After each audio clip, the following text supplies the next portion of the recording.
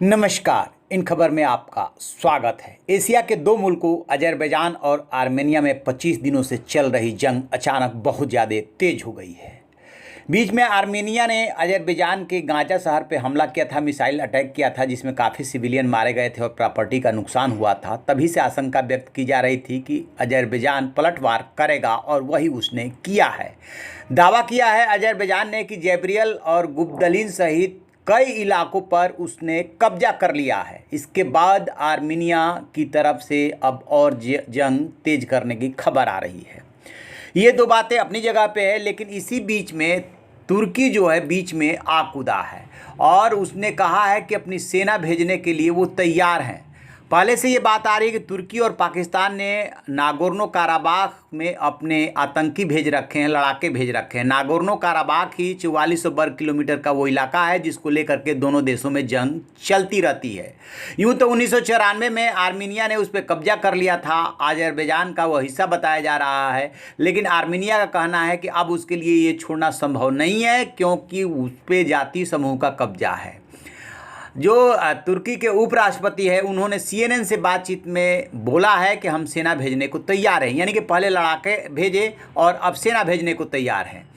एक मुस्लिम दावेदारी ये कर रहे हैं क्योंकि जो तुर्की की ओर से अजरबैजान में सेना भेज देने की बात सामने आ रही, इसी से जंग में भड़काव की बात आ रही है कि और ज़्यादा जंग भड़केगी। अजरबैजान के बारे में ये बात करें तो ये इस्लामिक देश है, जबकि आर्मेनिया जो है ईसाई देश है और आर्मेनिया का रूस से रक्षा संधि है। 2 बार युद्ध विराम को लेकर के रूस पहल कर चुका है, दोनों देश के विदेश मंत्रियों को बिठा करके युद्ध विराम कराया भी, लेकिन दोनों बार जो है युद्ध विराम तोड़ करके दोनों देश एक दूसरे से भिड़ गए। अब अजरबैजान के राष्ट्रपति हैं हम अलियेव, उनका दावा है कि 2 ही नहीं बल्कि कई इलाकों पे अजरबैजान ने कब्जा कर लिया है और उन्होंने अजरबैजानी सेना की तारीफ़ की है कि ये उसकी ग्लोरी है जिसकी वजह से हमें फतह हासिल हुई है।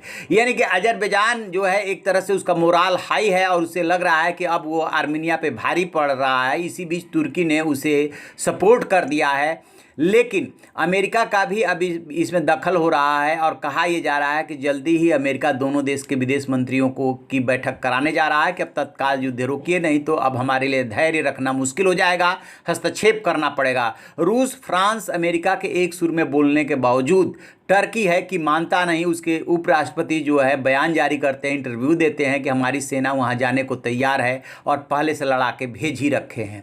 तो मुश्किल बहुत बढ़ती जा रही है और जो वहां पे सैनिक है आर्मीनिया के वो बंकरों में छिपे हुए हैं, दिन रात यानी कि रात को भी वार किया जा रहा है, वहीं से वो मुकाबला कर रहे हैं, जवाब दे रहे हैं। आर्मेनिया का कहना है कि वो किसी भी सूरत में पीछे नहीं हटेगा। तो अब देखते हैं कि ये जंग कहाँ जाके रुकती है। क्या रूस के बाद अमेरिका जो हस्तक्षेप करने जा रहा है, दोनों देशों को बिठाने जा रहा है, उसका कोई नतीजा निकलता है या यूं ही दुनिया तमाशबीन बनी रहेगी और जो है यूनाइटेड नेशंस है वो भी तमाशबीन बना रहेगा।